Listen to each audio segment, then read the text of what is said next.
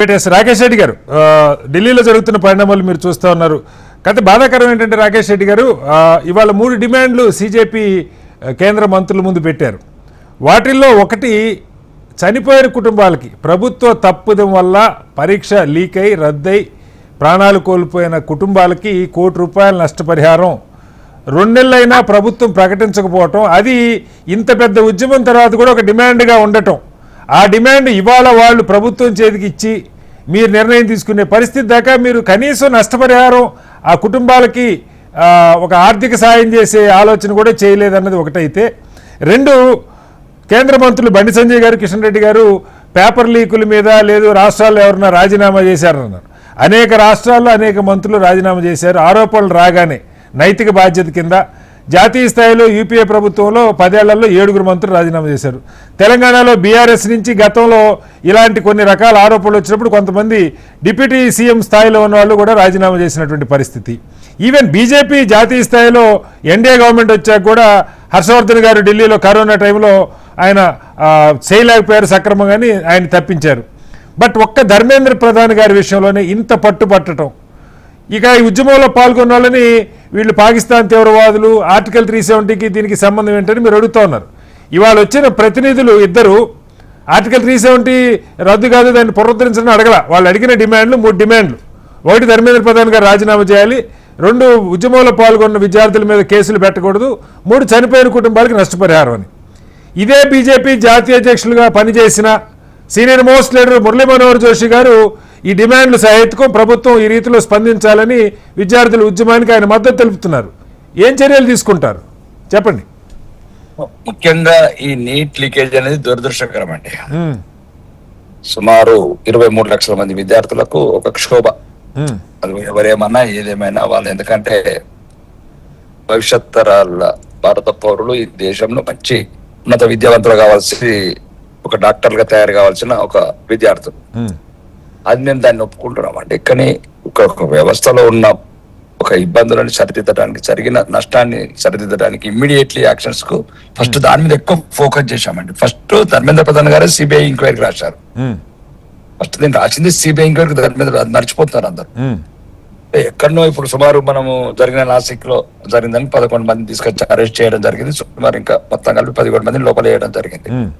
రెండోది, ఫస్ట్ విద్యార్థుల ఒక సంవత్సరం వాళ్ళ కాలం వృధా కాకూడదని. ఓకే, ఇవన్నీ ఇప్పుడు నేను చెప్పిన జరిగాయి కదా సార్, పరీక్ష పరీక్ష పెడతారు కదా. చెప్తాను అంటే 10 సార్లు లీక్ అయితే కూడా చెప్తాను. ఒక్క నిమిషం, నేను ఏమంటున్నా, ఫస్ట్ ఇది కంప్లీట్ చేసినాం. ఈ 40 రోజులలో ఇది కంప్లీట్ చేసి 19 వరకు రిజల్ట్స్ అయిపోయింది, కౌన్సిలింగ్ అయిపోయింది, పాస్ అయినారు, కౌన్సిలింగ్ అయిన వాళ్ళు పండుగలు చేసుకున్నారు. ఇక ఓకే, ఆ నిరసన అనేది మేమే అనుమతి ఇచ్చాము, దాని తప్పు లేదు. విద్యార్థులు అడిగిన డిమాండ్లు మేము కొన్నో గొప్ప ఆల్రెడీ మీటింగ్స్ జేపీ నడ్డా గారు కావచ్చు, అంతకుముందు జితేంద్ర సింగ్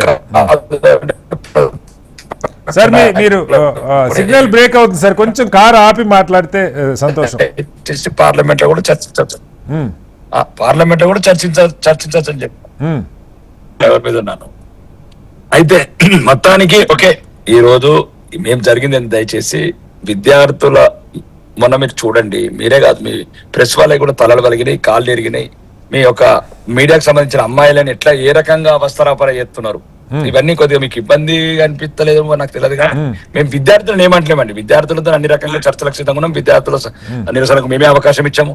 కానీ ఇలా కాదు కదండి, ఇప్పుడు మీకు మా మీద కోపం అంటే పర్లేదు, మమ్మల్ని ఏమన్నా కానీ దేశాన్ని ఎందుకు అంటారు అంటున్నారు. నేనేమన్నా అంటే సార్, రాకేష్ రెడ్డి గారు, దీని మీద 60-70 మంది పిల్లల తల్లు, 110 మంది పోలీసులు గాయాలయ్యేదాకా ప్రధాని స్పందించాల. అర్ధరాత్రి మాత్రం ప్రధాని స్పందించి ఒక వీడియో పెట్టారు. ఎందుకని ప్రధాని ముందే స్పందించకూడదు? ఎందుకు ఈ ₹1 కోటి పరిహారం విషయం ముందే నిర్ణయం తీసుకోకూడదు?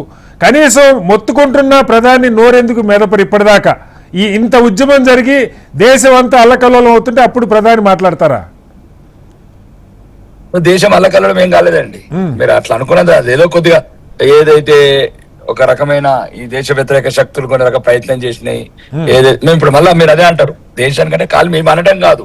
ఇప్పుడు మీరు నీట్ కి సంబంధించి ఏం అడగాలి? ఇప్పుడు మీరు అడిగిన మీరు ఏదైతే 3 డిమాండ్ అదే అడగాలి. ఖలిస్తాన్ జిందాబాదు, ఇదేం పదాలండి?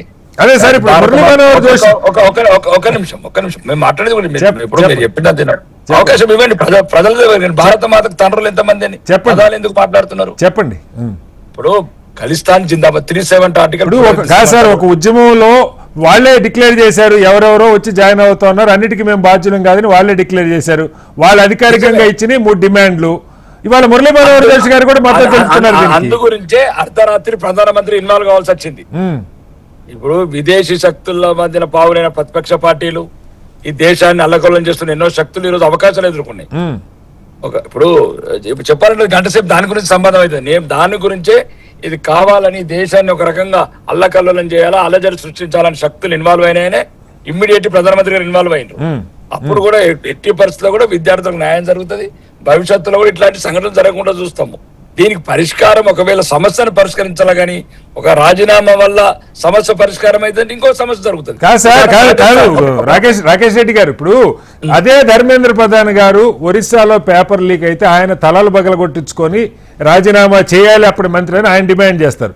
మీరంతా రోజు అసెంబ్లీ ముట్టడి లేకపోతే రాజీనామాలు చేయాలని మీరు డిమాండ్ చేస్తారు. ఆ డిమాండ్ దుర్మార్గమైన డిమాండ్, నైతిక బాధ్యత వహించి రాజీనామా చేయమంటూ మీరు చేస్తారులే తర్వాత సంగతి. కానీ ఈ మాట ప్రతిపక్షాలు అంటాం కాదు, విద్యార్థులు అంటాం కాదు, సాక్షాత్తు మురళీ మనోహర్ జోషి గారు కూడా విద్యార్థుల డిమాండ్కి మద్దతు, ఖచ్చితంగా న్యాయపరమైన డిమాండ్లు అని చెప్పి ఆయన కోరుతా ఉన్నారు. సచిన్ టెండూల్కర్ లాంటి వాళ్ళు ఎప్పుడు నోరు నలిపని సచిన్ టెండూల్కర్ లాంటి వాళ్ళు కోరుతా ఉన్నారు. అట్లాగా సార్, విద్యార్థి అన్యాయమైన డిమాండ్ అని మేము ఎందుకు అంటున్నాం? ఇప్పుడు మురళీ మనోహర్ జోషి అయినా, సచిన్ టెండూల్కర్ అయినా, సల్మాన్ ఖాన్ అయినా ఎవరి అభిప్రాయం వాళ్ళు చెప్పచ్చు. ఇప్పుడు మేము కూడా ప్రతి ఉదాహరణకు రాజస్థాన్ లో 18 సార్లు అయిందండి అశోక్ రెడ్డి గారి సమయంలో. అలానే మేము సమర్థించినట్లు కాదు, మళ్ళీ దీన్ని సమర్థించినట్లు అవుతుంది. ఇప్పుడు నిన్న ఉన్న 2 సంవత్సరాలు రేవంత్ రెడ్డి సర్కార్ లో కూడా 10th పేపర్ లీక్ అయినాయి, హిందీ పేపర్ లీక్ అయింది, తెలుగు పేపర్ లీక్ అయింది, గ్రూప్ 1 పేపర్. అంటే ప్రతిదీ ఇప్పుడు అందరు చేసేదని సమర్థించడం కూడా కాదు. అది ఏదైనా ఒక దురదృష్టకర సంఘటన సరిదిద్దడము, భవిష్యత్తులో జరగకుండా చూసుకుంటాము. ఓకే, రేపటి దాకా టైం అడిగారు కేంద్ర మంత్రులు. ధర్మేంద్ర ప్రధాన్ గారు రాజీనామా గురించి అన్నారు. ఏ నిర్ణయం తీసుకునే అవకాశం ఉందా ఏమన్నా దీని మీద? ధర్మేంద్ర ప్రధాన్ గారు ఏమైనా తప్పిదం ఉంటే తీసుకుంటారు. ఒకవేళ అధికారుల ప్రమేయం ఉంటే వాళ్ళ మీద తీసుకుంటారు. ఇప్పుడు ఎవరి మీద తప్పు ఒక ప్రమేయం ఉన్నట్టు తెలితే దాని మీద అవసరమైతే ఏ రకంగా విద్యార్థులకు మంచి జరుగుతుంది, దేశానికి మంచి జరుగుతుంది చర్యలు తీసుకుంటామండి. అట్లా వాళ్ళు ఎవరో కాదు, మా పిల్లలు వాళ్ళు అన్నంత.